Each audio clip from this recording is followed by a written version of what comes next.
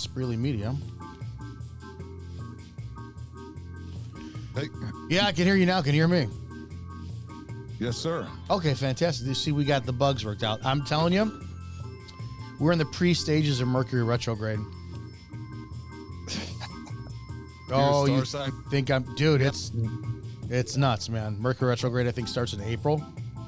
And we're coming up in that pre-phase. All right, here's the Rants of Izzo show. So if you're watching this for the first time and you're like, what is this? It's a stream of consciousness show. We talk about everything from porn to politics. Up a little. What? You got to get headphones. I got to get you headphones. Next show, we got headphones here. Next show, I'll have Maria hook me up. Yeah, they'll make your life so much easier, dude. If you're watching this show on one of the inferior media platforms like Tube or Fumble or Yuck Book, or what else am I on? But Kinkton, you're only going to get the first quarter of the show. That's it. If you want to watch the rest of this glorious stuff, you have to go to rantsofizzo.com or Spreely.com. Now, here's the deal. If you go to Spreely.com, what's going to happen is you're going to get all the things like the social media platform that we have on there for free speech, full free. So you can say whatever you want on there. There's no holds barred. You get merch, other shows out there like the Burn Pit podcast, of which I have 50% of them on with me today. What else do we have? Pre-show. Gotta get that on my system. Sorry. It's pre-show. I really don't care. I don't give a shit. Fucking nobody listens to this anyways. I don't know why I do it. 5 years down the tube. Nobody listens to this show. All right. I want to light a cigar up, but I'm going to start gagging. What? What's your birthday? Tomorrow? No. Yeah, right? No. It is your birthday tomorrow. I'm 49. No, it's really not. 49. No, it's not, but that's okay. Today's my cousin's birthday. He's 36. All right, 15 seconds. Nah, that's good. No, I would not lie. It's not tomorrow. All right, kids, let's have a show here. Rants of Izzo show. Spreely Media.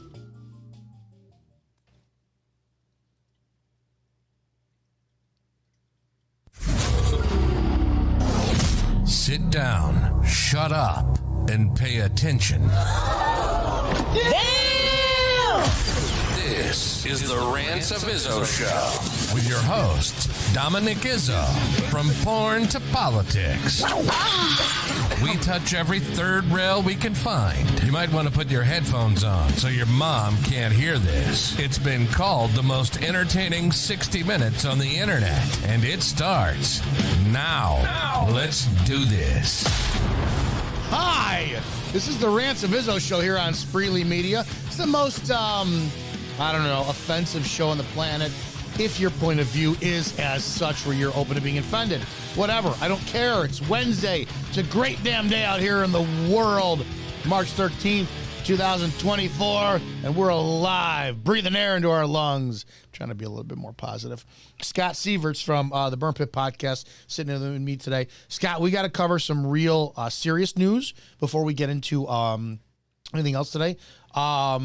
I don't know him personally other than the guy started following me on social media, and we've talked a couple times, commented on each other's stuff. Mark Coleman, UFC great. Just a couple days ago, I texted you, thank you. There's a mutual woman that we know who had a kid who was like terminally ill, and she was trying to connect as many UFC fighters with him as possible to kind of call him up on the phone or whatnot. I reached out to you because you know Bryce, and I reached out to Mark. Whatever. I'm within 5 minutes of reaching out to Mark. It was, what do you need? What do you need me to do? Blah, blah, blah. He just jumped right in there. Mark Coleman, apparently, I'm going to read this. UFC Mark Coleman was hospitalized Tuesday after saving his parents from a house fire in Ohio. Mark Coleman added, Morgan Coleman, his daughter, added that her father suffered from smoke inhalation during his heroic efforts in Toledo. Unfortunately, said was unable to save the dog named Hammer. That's all the news they write on it. Here's what makes this special. If you don't know anything about Mark Coleman, his health is not the greatest at all. The guy is like in and out of the hospital. His health it just looks like it's deteriorating. He's always posting workout videos that are like, in my opinion, this will sound shitty, beneath him, but that's what his body's able to do now. And this motherfucker goes running in a burning building to rescue his parents and try to get the dog. So I guess he's on a ventilator. I think he's in a medically induced coma. It looks like there is a GoFundMe page. If you go to Mark Coleman, M-A-R-C, I believe it's M-A-R-C. Let me look really quickly here. Yeah, they have M-A-R-K, but I no. M-A-R-C Coleman, M-A-R-C Coleman. Am I wrong? Maybe I am wrong. Yeah, what a legend, man. What a legend Mark Coleman is. When you look at the history of MMA, he's one of the pioneers and founding fathers there. He's All-American wrestler. He won a national championship at Ohio State. He even competed at the Olympic Games in Barcelona, Spain in 1992. But his story here is pretty incredible. He is a hero, to say the least. Dude, it's M-A-R-K. I'm sorry. M-A-R-K Coleman, UFC over on Instagram. His daughter has a GoFundMe up there if you feel like donating. I think he's just a great fucking guy. I really do. And he's just the definition of tenacity. I was watching stuff. He was just on a fucking ambulance stretcher like 3 weeks ago saying, guys, I'm going back into the hospital for problems. And like, you look, he's just not healthy at all. But holy shit, he goes running into a burning building. Oh my God. Not once. I don't know how many times. But to get the dog too? Shit. Yep. Well, what a badass. I know you're a big fan of you got some fur babies there. You got a bunch of small dogs there. You would be running to the house. I would. Those, I would. I get some. Let me ask you a question. Do you get like, as a man, our job is to protect and provide all that kind of stuff. And do you ever get those like really sick fantasies in your head? Not like fantasies in a good way, but you fantasize, you daydream about what would happen if like the aliens landed or terrorists come over. I have 4 small dogs, right? And can't defend themselves. They're ankle biters. And I have thought, okay, well, let's just say that the illegal criminal invaders from aliens from across the border all of a sudden decide to descend on my town because it's only 20 minutes outside of Chicago, and I got like 50 of them outside my home with pitchforks and torches and this and that. I thought to myself, well, if something happens to me, it's going to happen to the dogs. I've done really sick shit like this. I'm just going to put a bullet in all their brains immediately, put them out of their fucking misery. Do you ever fantasize about sick shit like that? Like the cost analysis of what you'd have to worry about if you were engaged in war? Yeah, I actually do go over scenarios in my head, just circumstances, just so that I could be mentally prepared for things. Even if they're never going to happen, I have plans for almost any scenario you could possibly think of. Like, for instance, Dominic, I work in the bar industry here in Pittsburgh, PA. I work at a bar conglomerate, and when I close late at night, I'm the closing manager, and I'm in the place by myself, counting money. And there's, we have locations that are in different parts of Pittsburgh, and I'm in there and I'm thinking, what would I do right now if somebody broke in and tried to rob me? Well, we have firearms in the office. I have a firearm that I bring to the office, and I think the best scenario. And also, I'm in a great position where I'm in the office. I have cameras, security cameras, so I can see them coming if it happens. But I also go over scenarios if I'm walking my car, or if there's a home intruder, or if I say a Target or a Walmart and there happens to be a mass shooting. I prepare mentally all the time for instances like that. I'm always aware. I'm always on guard. Here's a question for you. Yeah. Do you ever go, you're in this business where you have to talk all the time. You have to interact and give the news or give your opinion on things. Do you ever go over a fake argument by yourself? Let's see. All the time. So yesterday I had to run a replay because I had a deposition yesterday. And this is going to sound so sick, and I hope anybody watching this who's a lawyer doesn't take this the wrong way. I hate being deposed, but I fucking love it because I love to argue. And I had to remind myself as I'm driving down to the city yesterday, pride comes before the fall, man. Check your shit. Go there, answer yes or no questions, answer with yes or no answers. Leave it at that. But when I started having arguments in my head, like anybody, if it's like a guy that my sister's dating that I don't like, I will create scenarios in my head about how I will handle something. But yesterday specifically, because I know the deposition process, I know that they don't ask questions that they don't already have the answers to. And I like making them look like assholes because they try to make me look like assholes. So the entire hour and 10-minute ride into the city yesterday, I was just doing that to myself. The whole time. Whole fucking time having a fictitious argument. All the time. It doesn't matter who, like a friend, a coworker, a boss, random person, any type of scenario in my head, I think about, well, if he says this, then what would I say? If I said this and he said this, and then I just go through the entire I can have an entire conversation with somebody, and it's completely imaginary. It's never, most of the time, it never even happens, but I just go over what I would say, what my response would be if he says this, what his retort would be. And then does that mean we're sick? Does that mean we have a problem? So about 10 years ago, I was dating a girl who, she was very the same thing. Sees me online, loves my persona. And then 3 months into the relationship, it's, why are you always on? I go, what do you mean? She goes, you never relax. Why are you always on?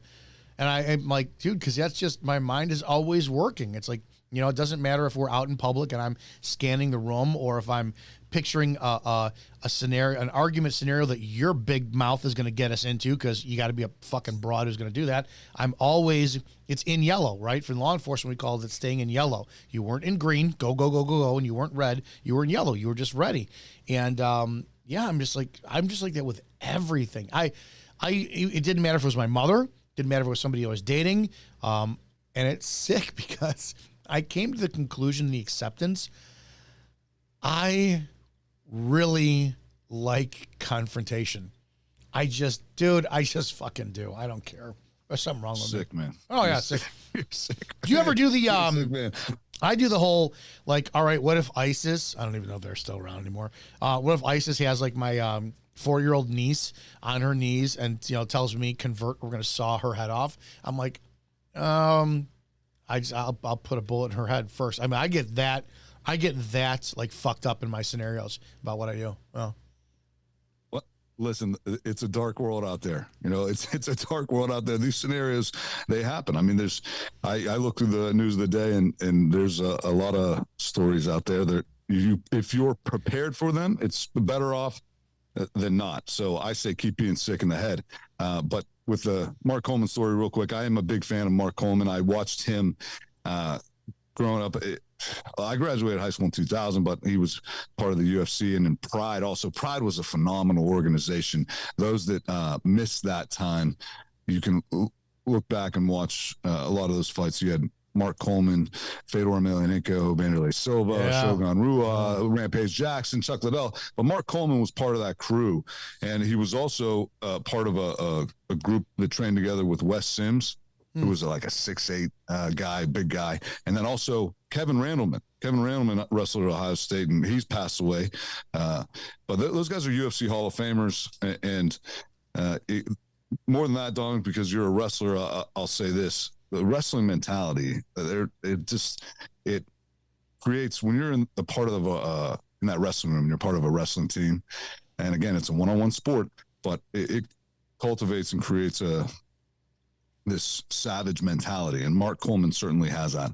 And what an animal he is. I think wrestlers are I have zero. The UFC I never watched because I think part of me because I was a little bit jealous, because it came around after my time in competitive sports was done. I get the bug every now and then to pull a Rocky Balboa and go in at 50 and do an MMA fight, get my ass just fucking torn apart. And I have zero BJJ experience, but I think that there's something significantly more powerful about wrestling as life lessons than Brazilian Jiu-Jitsu, because you have like, you're literally in a sport where you're not going to get choked out. You don't know anything. You're potentially going to get put on your back in a position of submission like a fucking dog in front of an entire crowd by somebody who's the same size as you. It's like, that's humbling, man. If you don't learn how to lose and learn more about yourself in that sport, I don't know what to tell you. But I did. I went. It's the original sport, man. You go back to the Olympics in Greece, the origins of competition. Wrestling was at the beginning of that. Yeah. How do you separate the men from the boys in Greece? With with a crowbar. Yeah, I did a couple of weeks now. I've been going to Saturday tournaments for my cousins who are 10 and 7, and the boys. You walk in, you smell the mat. You know, you could literally smell that, like that, I don't know, rubber or whatever compost is that they make the mats out of. And I'm like, damn. And so I got re-involved in coaching again. So that's that. It's awesome. Yeah, there's certain news circulations going around and whatnot, and the Trump's 6 charges from Georgia are being dropped, and that doesn't mean it's out of the woods yet. I want to ask you a question I asked Matt Spear on Monday, because the video of the 2 juveniles, one white and one black, was going around, and well, this white girl her head was bashed into the concrete by a black girl, and I didn't take that action as being race motivated. It's normally when you get like 5-on-1 or 10-on-1 or 20-on-1 or the knockout game, and that's when it's usually the black culture. And I got a couple debates the other day. As a parent, I asked Matt, I'm going to ask you the same thing. Do you discuss or is race a part of, and this is a sensitive question. I don't know how else to ask this. Do you, if your kids are ever like, hey, we want to go to Chicago, and for the weekend you go, all right, well, if you got 20 kids that are walking down the street by you and they're black, cross the road. Because you know that in Chicago, they will jump him to steal an iPhone. If they're on the train or the L, there's going to be violence when they amass in those kind of numbers. There's riots, there's this and that. Do you ever have, or is it a concern of yours to be like, man, I don't want to come across as racist, but how do we not link these 2 attributes together, crime, violence, and skin color? And I have to teach my kids that the world is not a really sunshine and rainbow rosy place here. They got to be aware. Have you had, does that cross your mind ever? Yes, I think it's also the duty as a parent to prepare your child for the harsh realities of life, not to coddle them, not to insulate them from, the reality of life is it can be hard at times, but I think it's our duty as a parent to make sure they're prepared. I have a daughter that's about to be 14, a son that's 7, and a son that's 3. My son that's 7 is autistic, and he's kind of nonverbal. We goes to speech, stuff like that. So conversation with him about that later on in life, about being like we started the show off, these scenarios that could possibly happen. If this happens, this is what you do. If this were the case, make sure that you're always aware of your surroundings. My daughter, who's about to be 14, she's very intelligent. She's very smart, and I can have those conversations with her. And there is these are just the facts, and they may be uncomfortable to deal with, but the FBI crime statistics are what they are, and you can say they're there. This is why this is, or this is why this is. Like, for instance, African Americans make up 13% of the population, but they commit 50% of the violent crimes. That's just what it is. Now, you can, if that's an uncomfortable statistic for you, if you're uncomfortable with the truth, then the problem isn't you, or the problem isn't the truth. The problem's you. And to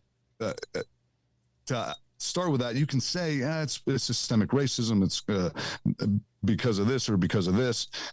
Poverty is obviously synced with crime. If you have a low poverty areas, you have high crime rates. But there is a cultural issue there. You can look at the fatherless homes, single parent homes, absentee fatherism in that community, whatever the case may be. This is what it is. 50% of the violent crimes are committed by 13% of the population. And when you have children, you should prepare them for all scenarios. You should give them the truth and the facts. And it doesn't have to come this is coming from a place of hatred or anything like that. These are just the facts. This is just what it is. And we can, on the flip side of that, someone could say, well, the majority of the mass shootings, like school shootings or things like that, are committed by whites. Okay. That doesn't offend me at all. We can have that conversation. Not at all, yeah. To not have a conversation that this is what it is. And, you have that conversation with your kids and say, hey, listen, if you're going downtown today, be aware. And when they get to the age where they can get a gun license or a gun permit, you teach them the weapon safety rule. You teach them that it's a tool, just like anything else. You have to be responsible with it. They can go through weapon safety classes, courses, just like getting a driver's license. You go through driver's ed and you take a test and you sit there with a professional. Well, there's courses out there like